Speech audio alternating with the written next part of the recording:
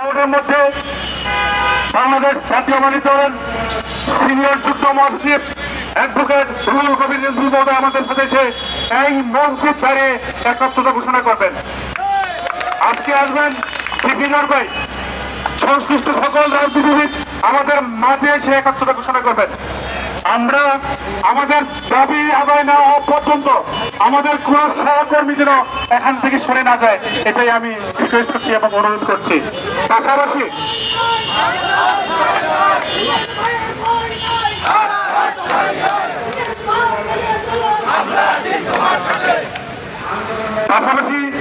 আজকে যারা সহকর্মী বৃন্দ আছে, যারা বাড়িতে রয়েছে, যারা এখনো বিভিন্ন গ্রুপ বিভিন্ন ইউনিটে বিভক্ত, আমাদের দাবির জায়গায় আমরা সকল প্রতিষ্ঠানগুলো স্বীকৃতি এবং এমপিও চাই। আজকে এই মঞ্চ থেকে এখান থেকে দাঁড়িয়ে আমাদের এই বিদ্যালয়গুলোর তালিকা হবে। এই মঞ্চে যে বিদ্যালয়গুলো আছে সেই বিদ্যালয়গুলোই নিয়ে আমরা চূড়ান্ত ফয়সালার দিকে আগাবো। আবারও বলছি, শুধু একটি তালিকায় হবে, কোন 52, 57, 58, 100 নয়, একটি তালিকায় হবে। আজকের এই মঞ্চে এই মাথায় যে সব প্রতিষ্ঠান আছে সেই সকল প্রতিষ্ঠান নিয়ে আমরা আগাবো। এছাড়াও অন্যগুলো প্রতিষ্ঠান নিয়ে আর ভাবার অবকাশ নাই। প্রিয় সহযোগিতাবৃন্দ, আপনাদের কাছে একটাই বিনীত অনুরোধ, আপনারা এখান থেকে সরে যাবেন না।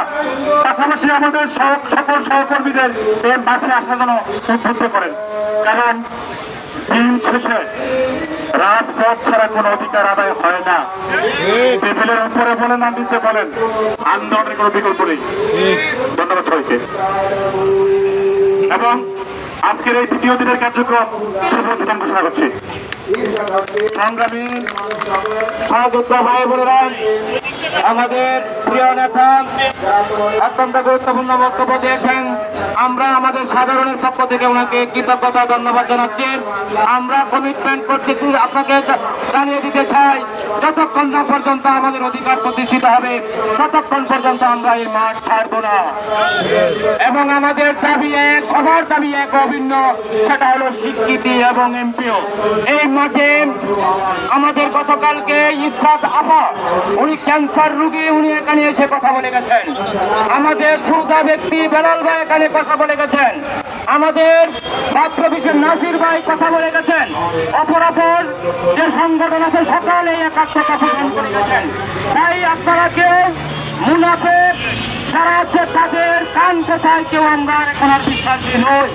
আমাদের মাঝে আমাদের সংগ্রামী সভানেত্রী, বাংলাদেশ প্রতিবন্ধী বিদ্যালয়ের সংগ্রামী সভানেত্রী সাধারণ সম্পাদক আমাদের মাঝে উপস্থিত হয়েছেন। আমি